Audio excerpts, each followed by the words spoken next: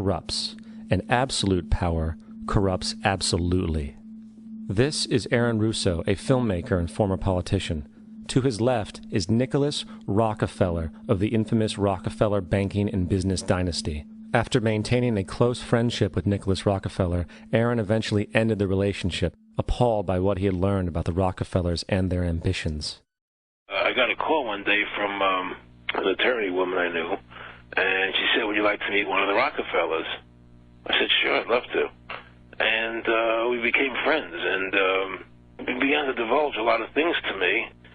So he said to me one night, he said that there's going to be an event there, and out of that event, you're going to see we're going to go into Afghanistan, so we can run pipelines from the Caspian Sea. We're going to go into Iraq to take the oil and establish a base in the Middle East, and we're going to go into Venezuela and try and get rid of Chavez. And the first two they've accomplished. Chavez they didn't accomplish. And he said you're going to see guys going into caves looking for looking for people that they're never going to find. You know, he was laughing about the fact that you have this war on terror. There's no real enemy. He's talking about how by having this war on terror, you can never win it because it's an eternal war. And so you can always keep taking people's liberties away. And I said, how are you going to convince people that this war is real? He says, but the media. The media can convince everybody it's real. I mean, you know, it's just that you keep talking about things. You keep saying it over and over and over again, and eventually people believe it. You know, you created the Federal Reserve in 1913 through lies. You create 9/11, which is another lie. Through 9/11, then you're fighting a war on terror, and now all of a sudden you go into Iraq, which was another lie, and now they're going to do Iran. You know, and it's all one thing leading to another, leading to another, leading to another. Now, I would say, what are you doing this for? What's the point of this thing? You have all the money in the world you ever want. You have all the power. I said, you know, you're hurting people. It's not a good thing. And he would say, what do you care about the people for? Take care of yourself and you take care of your family. And then I said to him, what are the ultimate goals here?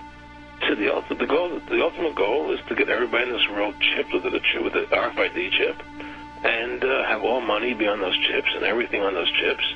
And if anybody wants to protest what we do or violate what we want, we just turn off their chip. That's right, microchipped. In 2005, Congress, under the pretense of immigration control and the so-called war on terrorism, passed the Real ID Act, under which it is projected by May 2008, you will be required to carry around a federal identification card, which includes on it a scannable barcode with your personal information. However, this barcode is only an intermediary step before the card is equipped with a VeriChip RFID tracking module, which will use radio frequencies to track your every move on the planet. If this sounds foreign to you, please note that the RFID tracking chip is already in all new American passports. And the final step is the implanted chip, which many people have already been manipulated into accepting under different pretenses. We have a Florida family who are really pioneers in a brave new world. They have volunteered to be the first ever to have microchip identification devices implanted into their body. After 9/11, I was really concerned with the security of my family. I wouldn't mind having something planted permanently in my arm that would identify me. In the end, everybody will be locked into a monitored control grid where every single action you perform is documented. And if you get out of line, they can just turn off your chip, for at that point in time, every single aspect of society will revolve around interactions with the chips. This is the picture that is painted for the future if you open your eyes to see it. A centralized one-world economy where everyone's moves and everyone's transactions are tracked and monitored, all rights removed. The most incredible aspect of all. These totalitarian elements will not be forced upon the people. The people will demand them. For the social manipulation of society through the generation of fear and division has completely detached humans from their sense of power and reality. A process which has been going on for centuries, if not millennia.